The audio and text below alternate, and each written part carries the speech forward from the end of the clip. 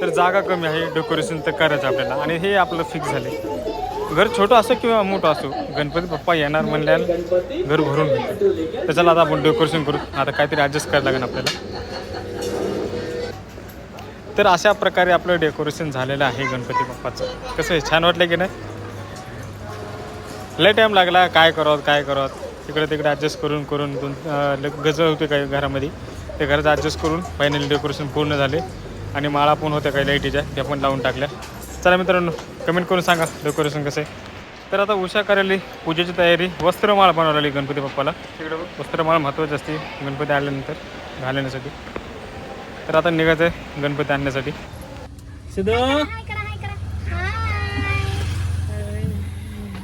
तर आमची तयारी पूर्ण झाली, तर आम्ही निघालो बाप्पाला आणायला. चला देऊ लवकर. सिद्धूला पण भारी मजा वाटली. आणि जास्त लांब न जाता जवळच चिंतामणी चौकामध्येच गणपतीवाले होते बसलेली. त्याला म्हणलं तिथून गणपती बाप्पा घेऊन या करता आणि पटकन घरी निघत पूजा करत. कारण की उशाला कालपासून उपवास होता आणि गणपती घरात गेल्याशिवाय उपवास सोडत नसते. तर तरी उशीरच झाला, तरी 2-2:30च्या आसपास टाईम झाला.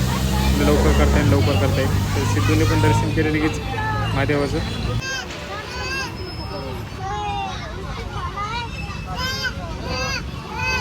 काय पडू त्याला.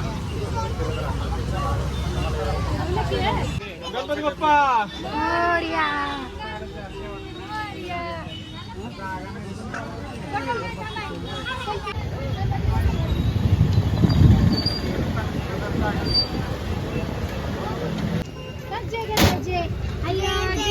बाबू काय आला, झोपेला आले.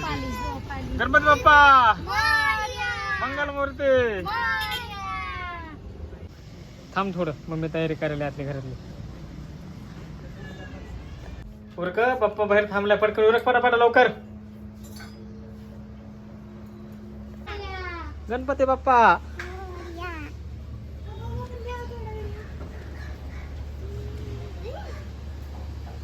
खालच्या पायरीवर उभं राहायचं ना सर. उभं खालच्या पायरीवर थोडं. गणपती बाप्पा मोरया. गणपती बाप्पा मोरया. मंगलमूर्ती. मोरया. आला रे आला. दीदीच्या हातातून घ्या. तर फायनली गणपती बाप्पा विराजमान झाले घरामध्ये. तुम्ही उडाल, मी ही करते. हा, मी घेते तुमचं, तुम्ही उडाल.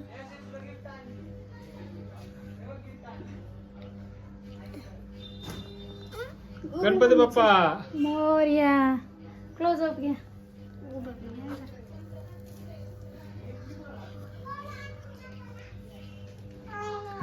गणपती बाप्पा मोरया.